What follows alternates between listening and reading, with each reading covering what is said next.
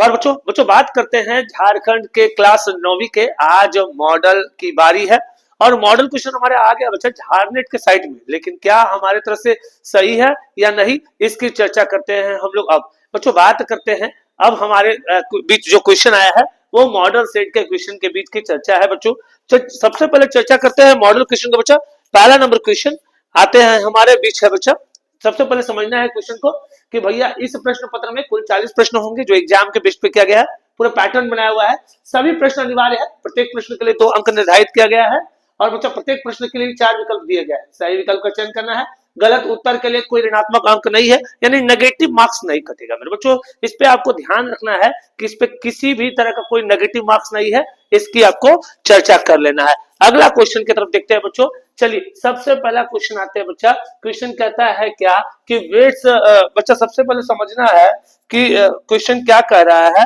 Question कह रहा है हमारे बीच कि weeds affect the crop plant by killing of plant in the field before they grow, dominating the plant to grow, and competing for various resources of crop, causing low availability of nutrients and all of the above। बच्चा सबसे पहले हमको समझना है कि खरपतवार होता क्या है और खरपतवार के बारे में थोड़ा चर्चा करते हैं। बच्चा आप लोगों ने नाम सुना होगा डीडीटी का। बच्चा डीडीटी का नाम सुना होगा, डाइक्लोरो डाइफिनाइल ट्राइक्लोरोइथेन होता है मेरे बच्चों, डाइक्लोरो डाइफिनाइल ट्राइक्लोरोइथेन होता है। बच्चा ये डीडीटी जो है एक ऐसा उर्वरक का टाइप है, एक ऐसा फर्टिलाइजर का टाइप है जो खरपतवार को नाश करता है, खरपतवार को नाश करता है। अब बोलेगा गुरुजी खरपतवार क्या होते हैं? हम लोग जानते हैं बच्चा खेतों के इर्द गिर्द जो छोटे छोटे जो घास उग जाते हैं, जो हमारे एग्रीकल्चर रिसोर्सेस में बड़ा नुकसान करता है, उसे कहते हैं खरपतवार। अब बच्चा उस खरपतवार के लिए एक उर्वरक के फॉर्म में काम किया जाता है जिसका नाम है डीडीटी।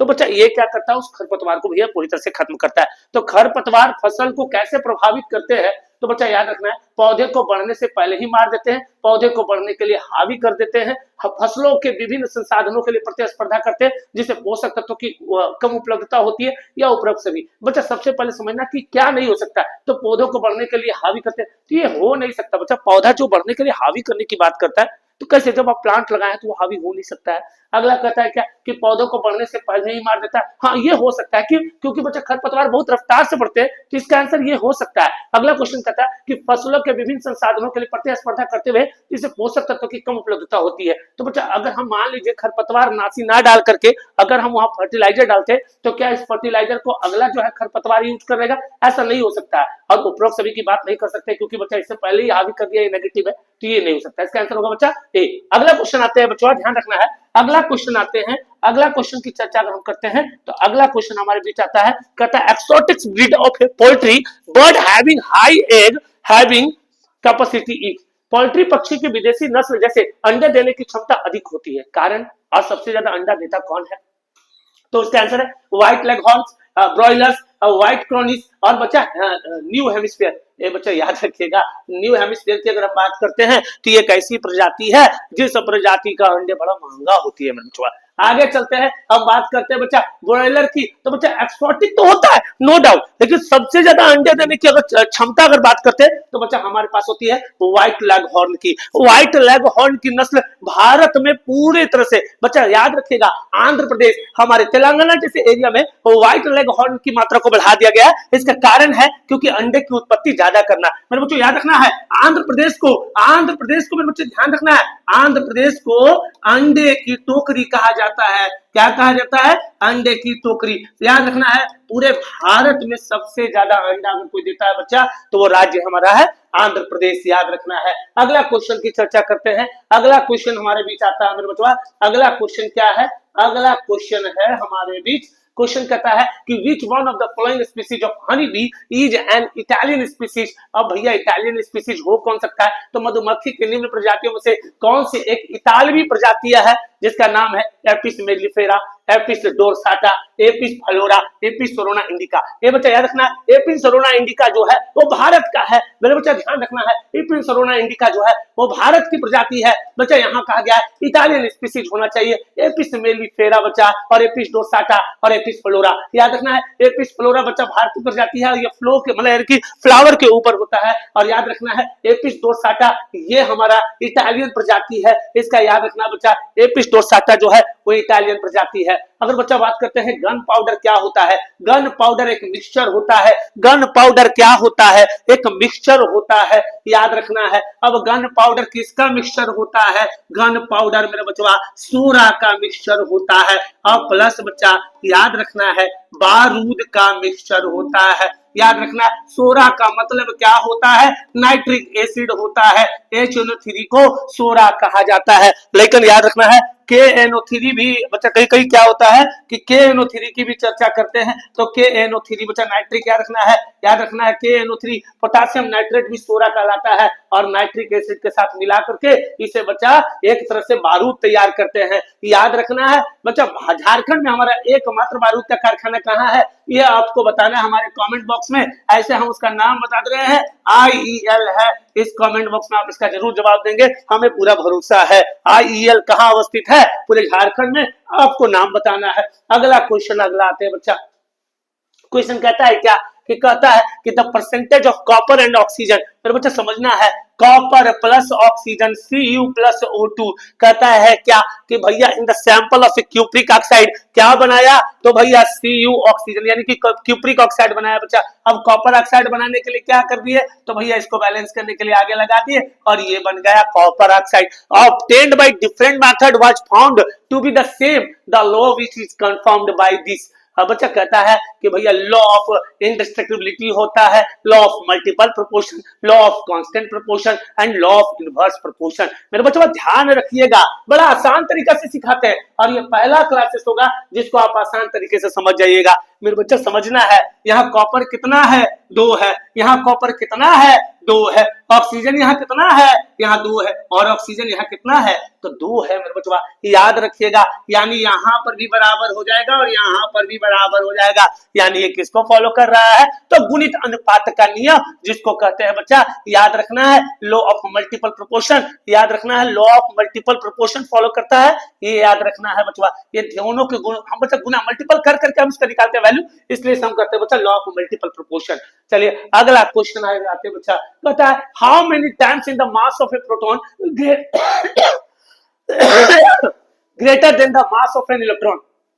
प्रोटॉन का द्रव्यमान इलेक्ट्रॉन के द्रव्यमान का कितना गुना होता है। मेरे बच्चा कहता है कि भैया प्रोटॉन का द्रव्यमान इलेक्ट्रॉन के द्रव्यमान का कितना गुना होता है। मेरे बच्चा इसमें ध्यान रखिएगा, ये 200 गुना, 2000 गुना, 1000 गुना या 100 गुना। मेरे बच्चों ध्यान रखना है प्रोटॉन और इलेक्ट्रॉन के बीच, याद रखना है प्रोटॉन और इलेक्ट्रॉन के बीच लगभग में 1000 गुना होता है, 1337 गुना बच्चा ये होता है। तो इसमें 1000 गुना के बराबर आप इसको कर देना है। अगला क्वेश्चन चर्चा करते हैं बच्चा, अगला क्वेश्चन चर्चा करते हैं, देखिएगा समझिएगा, बड़ा मजेदार कॉन्सेप्ट है बच्चा। क्वेश्चन कहता है क्या, क्वेश्चन कहता है कि in the given distance time graph the value of speed is. बच्चा ध्यान रखना है in the given distance time graph the value of speed is. बच्चा क्या होता है डिस्टेंस टाइम ग्राफ, तो बच्चा सबसे पहले समझना है कि भैया इसका क्या हो सकता है। तो भैया डिस्टेंस और टाइम है, और बच्चा आपको कहा जा रहा है भैया कि सबसे पहले समझिए बच्चा कि एक तो डिस्टेंस है और एक टाइम है। तो बच्चा डिस्टेंस और टाइम की बात कर रहा है,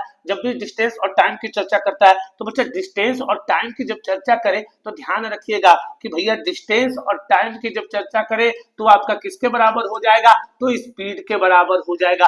और स्पीड के बराबर में बच्चा अब भैया वैल्यू क्या है, तो अब वैल्यू हम लोग यहाँ से समझते हैं। फिर बच्चा यहाँ से अब इसकी वैल्यू समझते हैं। अब इस वैल्यू को समझने के लिए शायद आपको बच्चा ग्राफिकल इंडक्शंस के रूप में आपको देखना पड़ेगा और समझना पड़ेगा। मेरे बच्चों समझिएगा कि भैया इस वैल्यू को पहचानने के लिए हम क्या कर सकते हैं, कैसे निकाल सकते हैं। तो बच्चा डिस्टेंस बाय टाइम के न्यूमेरिकल से आप इसे निकाल सकते हैं। अगला बच्चा आते हैं कि यूनिफॉर्म सर्कुलर मोशन क्या कहता है, एक समान वृत्तीय गति, चाल और वेग दोनों अचर रहते हैं, यानी कि भैया वेलोसिटी स्पीड और velocity both remain constant. Uniform circular motion बच्चा speed and velocity and both remains variable. बच्चा speed is variable, velocity is constant, ये नहीं हो सकता है speed is constant and velocity is variable. तो बच्चा याद रखना है यूनिफॉर्म सर्कुलर मोशन की बात करता है तो भैया दोनों ही समान होना चाहिए, इक्वल होना चाहिए। चाल और वेग दोनों बच्चा याद रखना है, चाल और वेग क्या होगा, तो भैया इसका दोनों का दोनों अचर रहेगा, ये ध्यान रखना है। अगला क्वेश्चन ध्यान रखते हैं बच्चा, अगला क्वेश्चन ध्यान रखना है कि भैया क्वेश्चन कहता है कि which of the following is incorrect pair.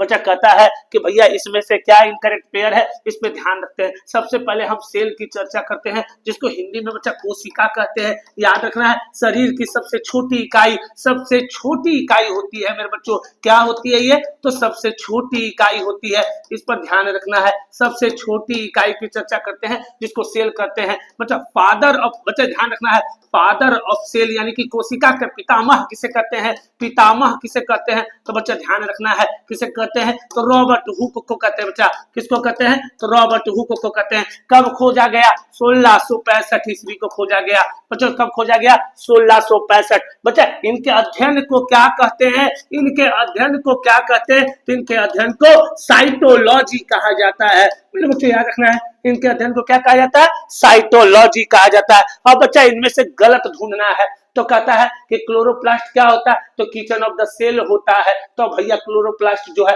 वो किचन ऑफ द सेल, चलिए हम इसको कहते हैं सही। माइटोकॉन्ड्रिया को power house of the cell, lysosome को सेक्रेटरी ग्रैन्युल्स कहा जाता है। चलिए भैया पाचन में काम करता है, हम कह सकते हैं लाइसोसोम को सेक्रेटरी ग्रैन्युल्स भी कह सकते हैं, और न्यूक्लियस को ब्रेन ऑफ द सेल कहते हैं। लेकिन बच्चा क्या chloroplast kitchen of the cell होता है? क्या मेरे बच्चा chloroplast kitchen of the cell होता है? हाँ भैया ये तो होता ही है। क्लोरोप्लास्ट बच्चा कोशिका का रसोई घर होता है।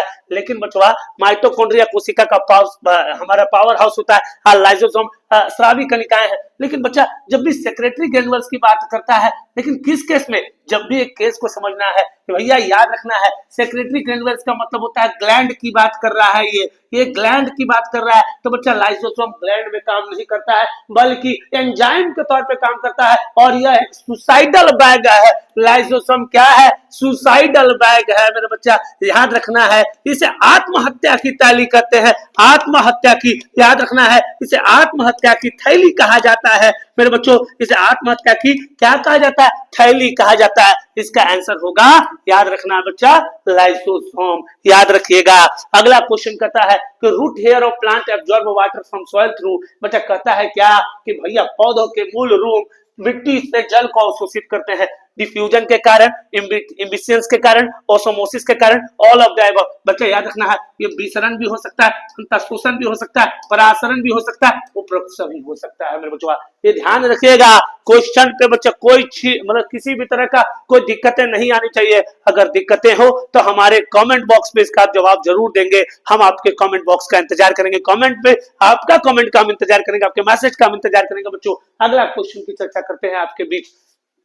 बच्चा अगला क्वेश्चन आता है क्या कि भैया अगला क्वेश्चन आता है हमारे बीच कि बोलता है कि इनमें से कौन इंडोप्लाज्मिक रेटिकुलम से संबंधित नहीं है? इनमें से कौन इंडोप्लाज्मिक रेटिकुलम से संबंधित नहीं है? मेरे बच्चों याद रखिएगा, याद रखना है इंडोप्लाज्मिक रेटिकुलम होता क्या है। इंडोप्लाज्मिक रेटिकुलम याद रखना है बच्चों, ये ट्रांसपोर्टेशन ऑफ द सेल कहलाता है। क्या कहलाता है? Transportation of the cell. याद रखना है मेरे बच्चों, क्या कहलाएगा? ट्रांसपोर्टेशन ऑफ द सेल कहलाएगा। इसे क्या कहेंगे मेरे बच्चों? तो ट्रांसपोर्टेशन ऑफ द सेल कहेंगे।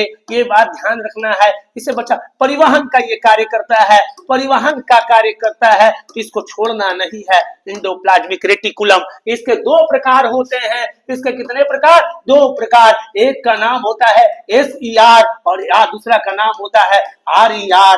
SER का पूरा नाम स्मूथ इंडोप्लाज्मिक रेटिकुलम और RER का होता है रफ इंडोप्लाज्मिक रेटिकुलम। कहता है इनमें से कौन इंडोप्लाज्मिक रेटिकुलम से संबंधित नहीं है? बच्चा ध्यान रखना है, संबंधित नहीं है। पहला कहता है टॉपिक कि यह नाभिक और कोशिका द्रव्य के बीच प्रोटीन के लिए एक परिवहन चैनल के रूप में व्यवहार करता है। बात तो सही है, यह कोशिका द्रव्य में विभिन्न क्षेत्रों के बीच सामग्री का परिवहन करता है। तो भैया ये भी बात सही लग रहा है, यह ऊर्जा उत्पादन का स्थल हो सकता है। अगला, यह कोशिका के कुछ जैव रासायनिक गतिविधियों में स्थल हो सकता है। बच्चा सबसे पहले समझना है, यह कहता है कि नाभिक और कोशिका द्रव्य के बीच प्रोटीन के लिए, तो बच्चा प्रोटीन का जिम्मेवार जो होता है वो राइबोसोम होता है। याद रखना है, प्रोटीन का जिम्मेवार राइबोसोम होता है। इसलिए इस तर्क को हम भैया बेतर्क के तौर पे मानते हैं बच्चा। लेकिन हाँ, ये इंडोप्लाज्मिक रेटिकुलम के कॉन्सेप्ट में ये कह सकता है कि कोशिका द्रव्य को ले जाने का काम करता है। ये कोशिका द्रव्य में विभिन्न क्षेत्र के बीच सामग्री का परिवहन करता है। तो ये कोशिका द्रव्य में विभिन्न क्षेत्र के बीच सामग्री का भी कार्य कर सकता है बच्चा। यह ऊर्जा उत्पादन का स्थल हो सकता है नहीं, लेकिन याद रखना है ये ऊर्जा उत्पादन का स्थल हमेशा राइबोसोम को कहा जाता है। यानी कि इसका आंसर क्या होगा? सी। ये कहा जा रहा है भैया कि इंडोप्लाज्मिक रेटिकुलम का कार्य नहीं है, ये ध्यान रखिएगा बच्चा। अगला क्वेश्चन आता है कि भैया परमाणु के नाभिक का खोज किसने किया है। हमने अपने पूरे पिछले वीडियो में कहा है, याद रखिएगा, हमने स्ट्रक्चर ऑफ एटम में कहा था बच्चा कि इसका खोजकर्ता का जब भी नाम आए आपके दिमाग और कान नाक में रदरफोर्ड का नाम होना चाहिए। और बच्चों आपको बताना है कि रदरफोर्ड जो है बच्चा किस तत्व का खोज किया। रदरफोर्ड जो है वो किस तत्व का खोज किया, याद रखना है, ये किस तत्व का खोज किया है, याद रखना बच्चा। इसका नाम आपको कमेंट बॉक्स में बताना है कि किस तत्व का खोज किया है, कौन, रदरफोर्ड ने। ये कमेंट बॉक्स में आप जरूर बताएंगे। अगला क्वेश्चन की चर्चा करते हैं बच्चा, अगला क्वेश्चन की चर्चा करते हैं। अगला कहता है कि element having the same atomic number but different atomic mass. ये बच्चा कहता है कि सेम परमाणु क्रमांक बट परमाणु द्रव्यमान भिन्न भिन्न। बच्चों ध्यान रखना है, ये क्या हो सकता है, तो ये भैया परमाणु संख्या समान होता है, जिसमें समान होगा वही तो समस्थानिक होगा, वही क्या होगा, समस्थानिक होगा। इसे हम आइसोटॉप कहते हैं। What is the maximum number of electron that can be present in orbit 3m cell. बच्चा याद रखना है, सेल सबसे पहले कॉन्सेप्ट समझना बच्चा, KLMN भैया 2, 8, 18 और 32। बच्चों इसका फॉर्मूला क्या होता है, 2n² होता है। अब भैया बोला क्या जा रहा है कि भैया 3 ऑर्बिट क्या है, m है। अब भैया m में कितना इलेक्ट्रॉन, तो 18। तो बच्चों मार देना है 18। आपको बता देना है n ऑर्बिट में कितना इलेक्ट्रॉन, आपको बता देना है बच्चा कि n ऑर्बिट में कितना इलेक्ट्रॉन है। आपका क्वेश्चन का हमारा इंतजार रहेगा। बच्चों ध्यान रखना है।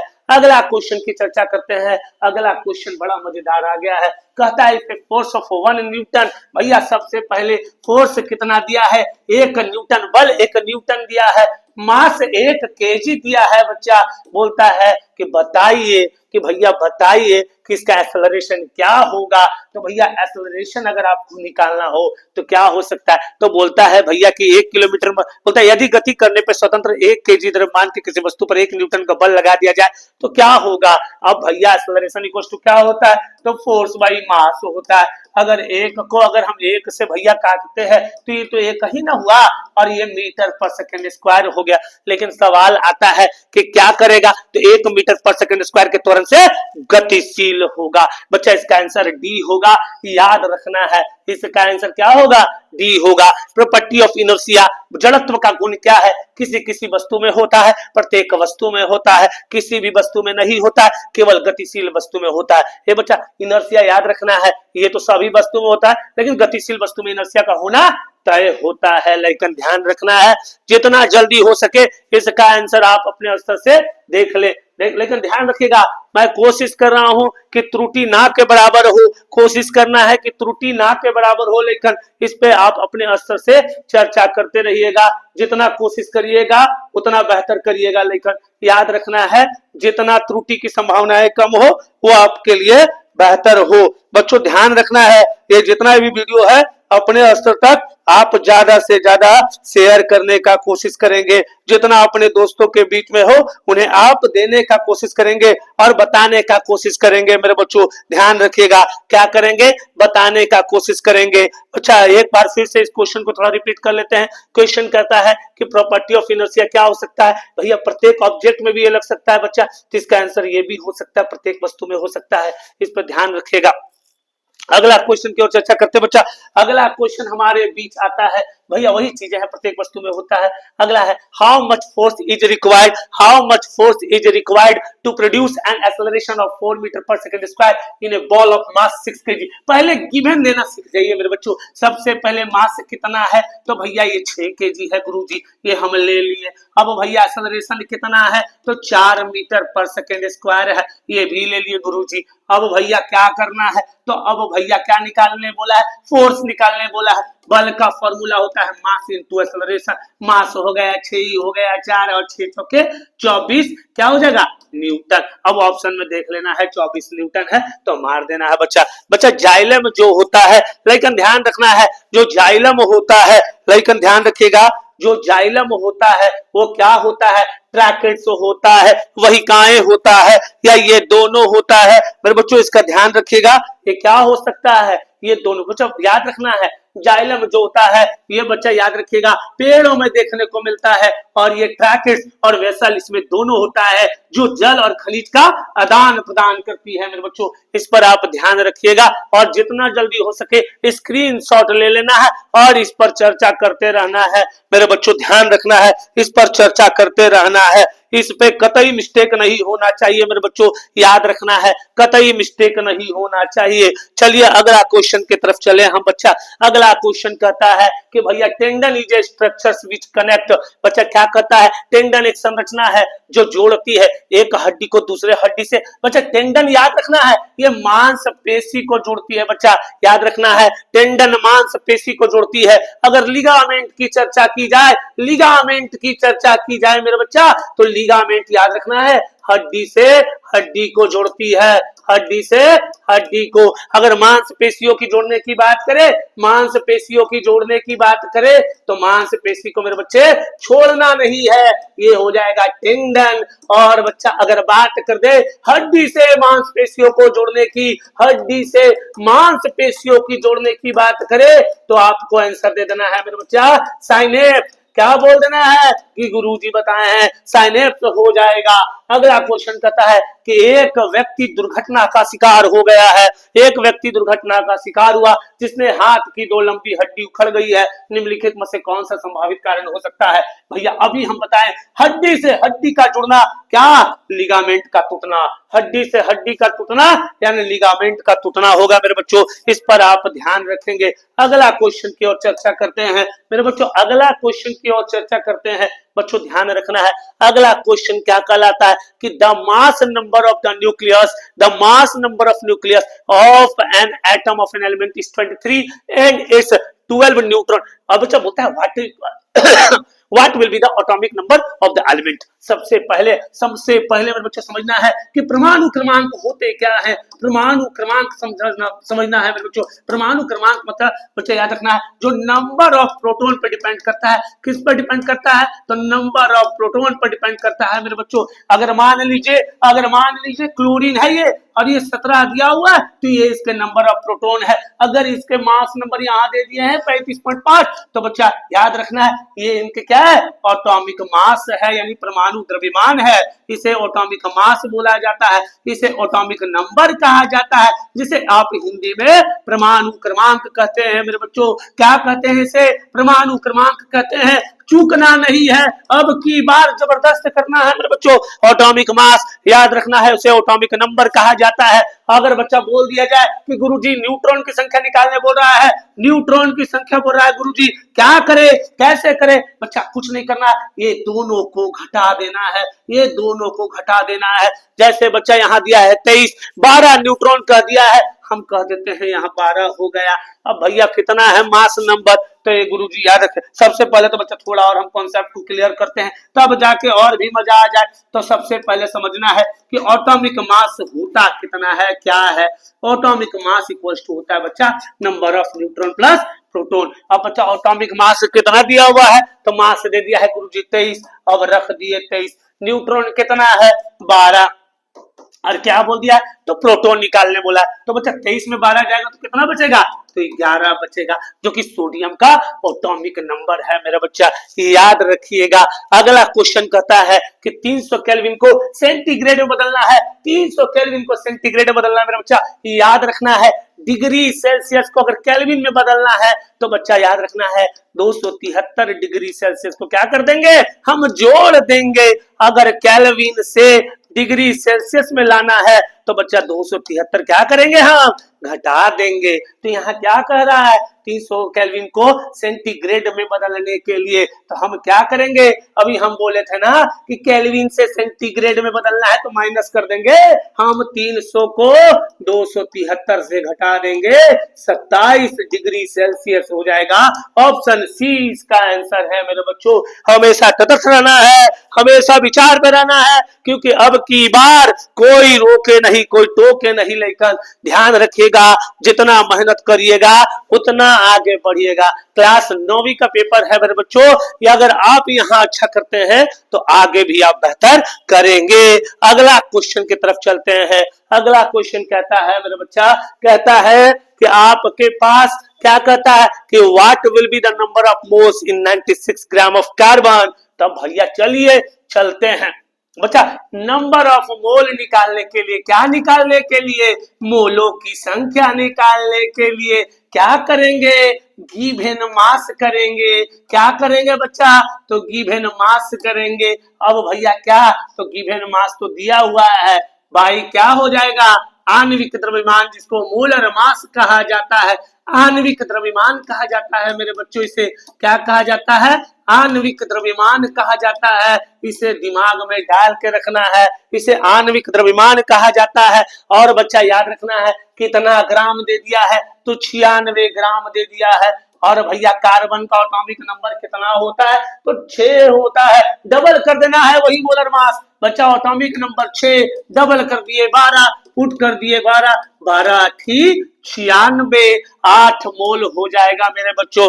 अगला क्वेश्चन कहता है क्या, अगला क्वेश्चन कहता है कि भैया कि the gravitational force between two particle. तो बच्चा क्या कहता है, तो ग्रेविटेशनल फोर्स जो है बच्चा, वो डायरेक्टली प्रोपोर्शनल होता है। तो भैया किसका, तो डिस्टेंस बिटवीन देम।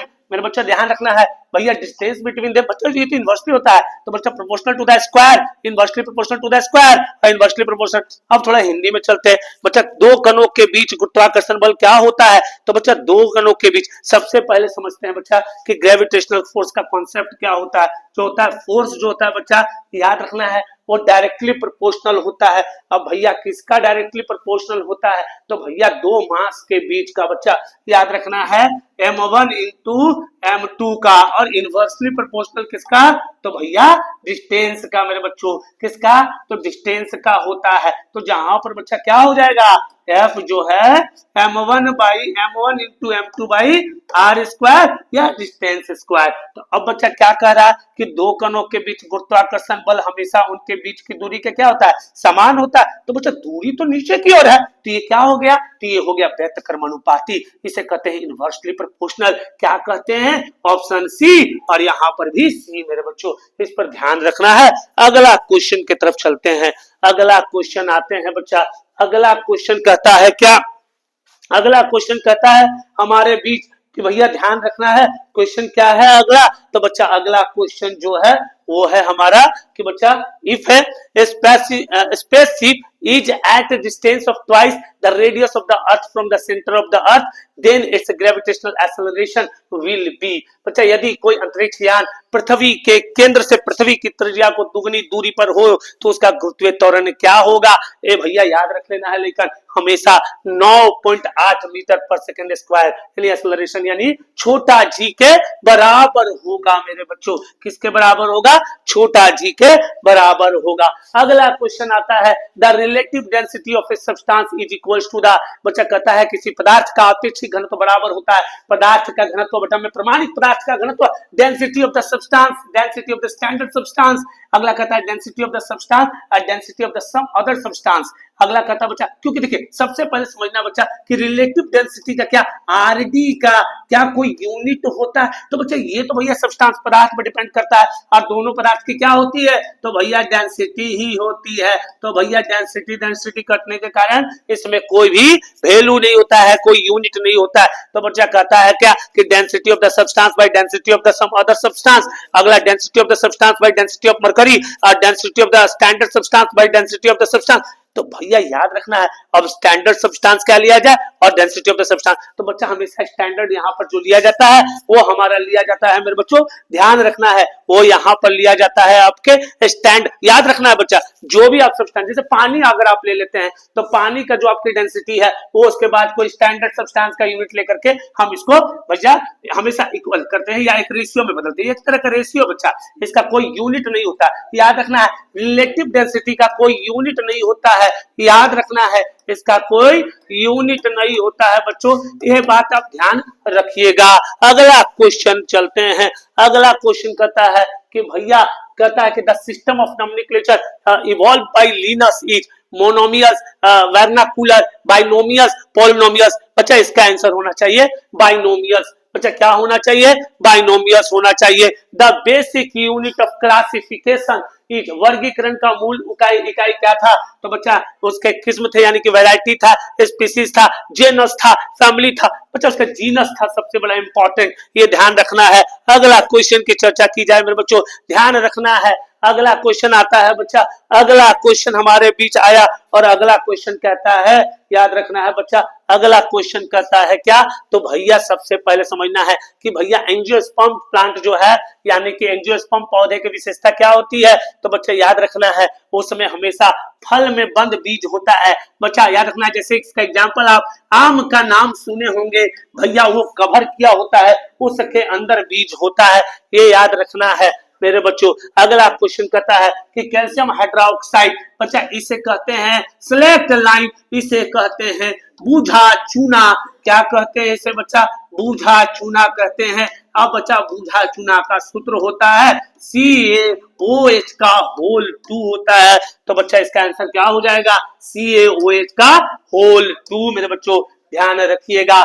तत्पर रहना है, ध्यान लगाना है और अपडेट रहना है। अगर एग्जाम में हो सके बदल के क्वेश्चन आ जाए कि भैया क्विक लाइम का क्या होगा, क्विक लाइम का क्या होगा? तो बच्चा CaO, इसे कहते हैं बिना बूझा चूना। इसे क्या कहते हैं? बिना बूझा चूना कहते हैं, जिसका सूत्र होता है कैल्शियम ऑक्साइड। अगर बोल दिया जाए चूना पत्थर, तो मेरे बच्चों ध्यान रखना है, चूना पत्थर को CaCO3 कहा जाता है। इसे बच्चा चौक भी कहते हैं, इसे चौक भी कहा जाता है, इसे मार्बल भी कहा जाता है। छूटना नहीं चाहिए मेरे बच्चों, हो सके तो इसका स्क्रीनशॉट ले ले और अपडेट होते रहे मेरे बच्चों। अगला क्वेश्चन चलते हैं।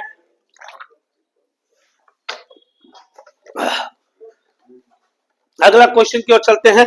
अगला क्वेश्चन आता है बच्चों, अगला क्वेश्चन आता है, सभी बच्चे इसको ध्यान रखिएगा, एक बार देख ले, स्क्रीनशॉट ले ले और अपडेट होते रहे मेरे बच्चों। इस पे अगला क्वेश्चन आता है, याद रखना है। अगला क्वेश्चन आता है मेरे बच्चों, याद रखिएगा।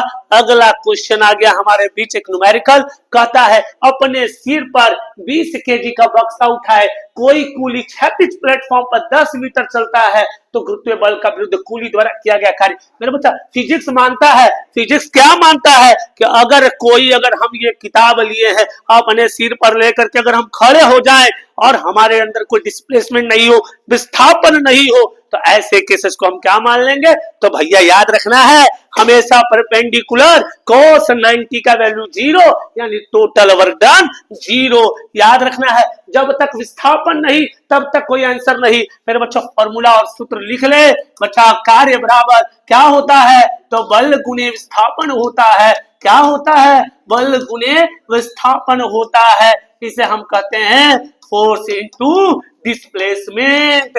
ये याद रखिएगा, फोर्स इनटू क्या होता है? डिस्प्लेसमेंट होता है। अगला क्वेश्चन आ गया हम बच्चों, अगला क्वेश्चन जबरदस्त कहता है कि द काइनेटिक एनर्जी, सबसे पहले सूत्र को समझ ले, काइनेटिक एनर्जी E के बराबर 1/2 mv² होता है। और बच्चा काइनेटिक एनर्जी कितना है? तो बोलता है कि the kinetic energy of 1 kg object, mass कितना दे दिया? तो भैया 1 दे दिया। और बच्चा कितना एनर्जी, जूल जो होता है वो काइनेटिक एनर्जी का ऐसा यूनिट हो गया, ये 1 हो गया। और वेन स्पीड, अब भैया स्पीड की जगह वो चाल कहना चाह रहा था, तो भैया चाल की जगह क्या कर देंगे? तो v का स्क्वायर। अब बच्चा देखिए तो थोड़ा सा, अगर 1 से 1 को गुना करेंगे तो 1, और 2 से भैया 1 को गुना करेंगे तो भैया 2। लेकिन बचवा ये ध्यान रखना है, ये स्क्वायर है और ये 2 हो गया। अगर हम इसको v को रूट के अंदर डाल दे 2, तो इसका वैल्यू होता है 1.414। ए बचवा, अब यहाँ पे 1.44 दिया है, अब क्या करिएगा? यहाँ होना चाहिए कितना? 1.41 4 मीटर पर सेकेंड। लेकिन क्या कहिएगा, यही हमारा झारखंड है, यही हमारा बोर्ड है, यही हमारा चुनौती है। लेकिन चलिए कोई दिक्कत नहीं, होता है, मिस्टेक सबसे होते हो। अगला क्वेश्चन की ओर चर्चा करते हैं। अगला क्वेश्चन हमारे बीच आ गया है कि बच्चा कहता है क्या कि बड़ा मजेदार कॉन्सेप्ट के साथ फिर उठ के आ गए हम लोग। कहता है कि एगो मशीन है, यदि 2500 जूल कार्य करने में किसी मशीन को 5 सेकंड का समय लगता है तो उसकी शक्ति क्या होगी। अरे पावर को जान लेना है, शक्ति को जान लेना है। वर्क बाय टाइम, और वर्क का ऐसा यूनिट जूल होता है 2500 और टाइम हो गया 5। और बच्चा कितना हो जाएगा, 5 5 25 और 2 गो जीरो है तो वो लिख देना है। कितना आ गया, तो भैया ये आ गया 500 वाट। लेकिन बचवा हाई 500 वाट तो दिया नहीं है, हाई किलो वाट है। तो क्या करे, तो भैया 500 को 1000 से गुना कर देंगे गुरुजी। हाई 2 जीरो खत्म, और हाई कितना बचा, तो 0.5 क्या किलो वाट। तो अब यहाँ लिख देंगे 0.5 किलो वाट। अगला कहता है कि बच्चा काला जार जो है, वो काला जार, लेकिन याद रखिएगा काला जार के बारे में जानना है। और काला जार जो है बच्चा, वो ध्यान रखिएगा आखिर ये जो बीमारी है वो किससे होता है, तो याद रखना है लैसेमिनिया से होता है। इसे लिसमेनिया भी कहते हैं। तो इसका आंसर हो जाएगा डी, काला जार। याद रखना है बच्चा, इसका याद रखना है, इस जो मक्खी का नाम जो है वो एग्जाम में आ जाए तो उसको नाम रख देना है। क्या नाम है, तो बच्चा याद रखना है सैंड फ्लाई। क्या नाम है, सैंड फ्लाई। याद रखना, इसे हिंदी में बालू मक्खी कहते हैं, याद रखना। और ये अपना जो झाग छोड़ता है उसका नाम लिसमिनिया है। ये रट लीजिए, दिमाग में डाल लीजिए। अगला क्वेश्चन चलते हैं। अगला कहता है कि भैया कम्युनिकेबल डिजीज क्या हो सकता है, कम्युनिकेबल डिजीज क्या हो सकता है। तो भैया कम्युनिकेबल डिजीज क्या हो सकता है, तो एक रोगजनक बीमारी है। क्या है, एक रोगजनक बीमारी है, याद रखिएगा। अगला कहता है कि भैया स्टेथोस्कोप जो है वो हार्ट बीट को मेजर करता है, लेकिन स्टेथोस्कोप जो है वो आखिर क्या है भैया, तो सोनिक बूम जैसा है, एक सरल रेखा है, नली में बारंबार परावर्तन द्वार होता है। सही बात है, क्यों, क्योंकि भैया ये याद रखना है, ये साउंड के रिफ्लेक्शन पे काउंट करता है बच्चा। साउंड के किस पे, तो रिफ्लेक्शन पे काम करता है। इसको रट्टा मार लेना है, दिमाग में डाल लेना है मेरे बच्चों।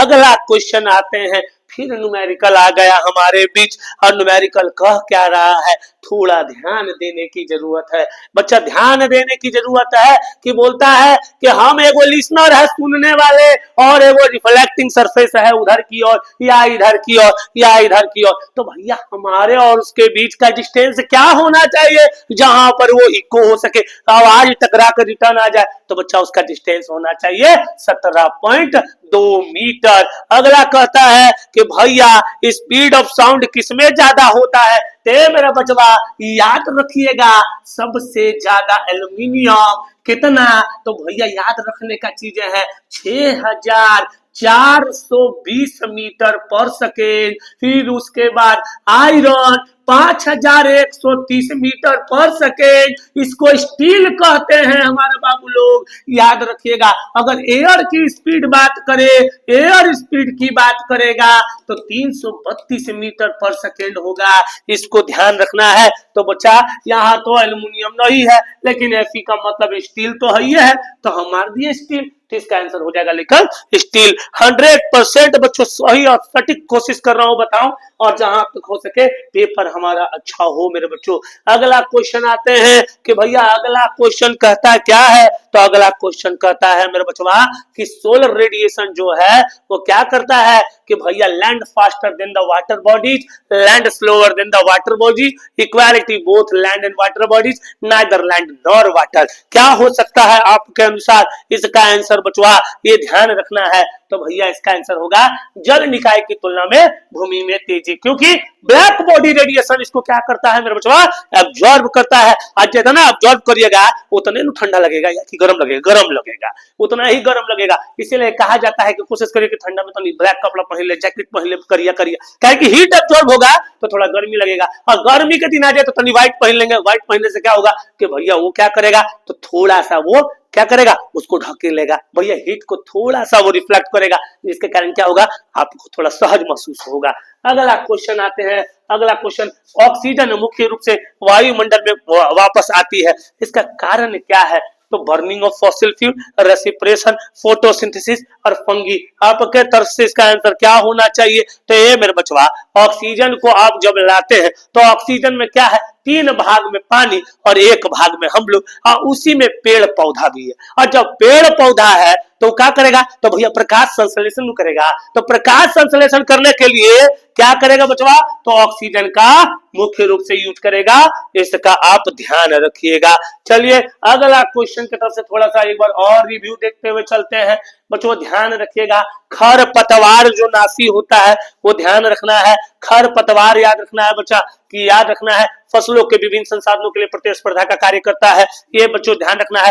पोल्ट्री जो होता है बच्चा, वो हमेशा याद रखना है, वह सबसे ज्यादा अंडा देती है बच्चा व्हाइट लेग हॉर्न, इसको अपडेट रखिएगा। अगला क्वेश्चन की बात करते हैं कि भैया याद रखना है इटालियन हनी बी का नाम क्या हो सकता है, तो इटालियन हनी बी का नाम बच्चा याद रखना है, अगर आप गूगल सर्च करते हैं तो मेलिफेरा का भी नाम आ सकता है, और बच्चा याद रखना है डोरसाटा का भी नाम आ सकता है, तो इसे याद रखना है एपिस मेलिफेरा भी कर सकते हैं, और डोरसाटा बच्चा याद रखना, डोरसाटा जो होता है वो यूरोपियन होता है, याद रखना है यूरोपियन होता है, और इटालियन कंट्री के कारण, यूरोपियन के कारण बच्चा थोड़ा सा कंफ्यूजन पैदा हो जाता है। इंडिका का नाम दे दे एग्जाम में तो ये भारतीय है बच्चा, ये याद रखना है। इनकी स्टडी को एपी कल्चर कहते हैं, एपी कल्चर कहते हैं, मधुमक्खी पालन को एपी कल्चर कहते हैं। ये बच्चों याद रखना है, हरित क्रांति का जनक किन्हें कहा जाता है, तो हरित क्रांति का जनक रट लेना है, हरित क्रांति का जनक बच्चा हमारे भारतीय मुल्क के, याद रखना है कौन, तो एम.एस. स्वामीनाथन,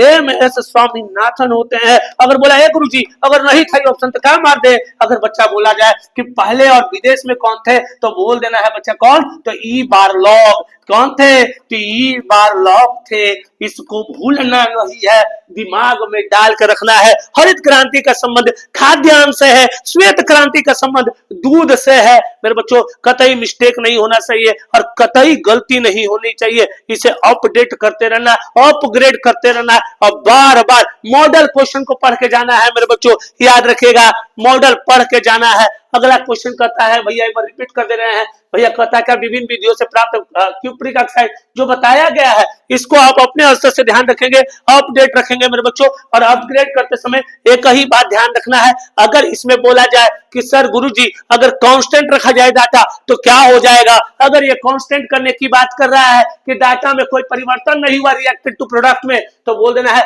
स्थिर अनुपात का नियम, इसे लॉ ऑफ कांस्टेंट प्रोपोर्शन भी कह सकते हैं, और लॉ ऑफ मल्टीपल। अगर गुणित करना है तो गुणित का रेशियो हमेशा 1:1 आएगा, और बच्चा अगर गुणित का ना करके अगर आपको देखना है स्थिर अनुपात में तो लॉ ऑफ कांस्टेंट प्रोपोर्शन आएगा। बच्चा इसी तरह करते हुए कहा गया कि प्रोटॉन का द्रव्यमान इलेक्ट्रॉन के द्रव्यमान से कितना गुना है, फिर से सुनिएगा कि प्रोटॉन का द्रव्यमान इलेक्ट्रॉन का कितना गुना है, तो मेरे बच्चों उसको ध्यान रखिएगा। ये कहता है भैया 1367। बच्चा अगर ये एक, देखिए लगभग का करके बड़ा कंफ्यूजन किया है बच्चा, याद रखना है ये 1000, तो बच्चा यहाँ 1367 यानी कि 3, ये हो सकता है कि 2000 गुना में, क्यों, क्योंकि भैया 1000 से ज्यादा जा रहा है, तो यहाँ लगभग कह करके बड़ा कंफ्यूज कर दिया बच्चा, तो इसको हम कम से कम कह देना है कि ये 2000 गुना के बराबर हो सकता है। तो बच्चों ये सब क्वेश्चन को अपने स्तर से अपग्रेडेड कर लेना है, अपडेट कर लेना है। बच्चों ध्यान रखिएगा, इसको न्यूमेरिकल को अपने स्तर से प्रैक्टिस कर लीजिएगा, नहीं होने पर हमारे कमेंट बॉक्स में इसका जरूर आप जवाब देंगे कि सर गुरुजी नहीं हुआ, फिर से एक बार अपडेट कर दीजिए। तो बच्चा इस तरह करते हुए हमारे क्वेश्चन को आप लगातार देखते रहें और फिर से एक बार वीडियो को रिपीट कर करके हो सके तो हमारे साथ मेंटेन रहे। बच्चा इस तरह के वीडियो के साथ बच्चों याद रखिएगा आपका एसआई यूनिट का सीरीज बहुत जल्दी लाने वाले, न्यूमेरिकल का सीरीज बहुत जल्दी लाने वाले, और बच्चा चैप्टर वाइज का तो समय नहीं है लेकिन एमसीक्यू बेस्ड क्वेश्चन लाते रहेंगे। हमारे साथ बने रहे, ज्यादा से ज्यादा चैनल को शेयर करेंगे और सब्सक्राइब करेंगे, और जितना बच्चा त्रुटि अगर हुआ होगा तो उसे फिर से एक बार अपडेट करके देख लीजिएगा। तब तक के लिए धन्यवाद, थैंक यू, गुड नाइट, शुभ रात्रि।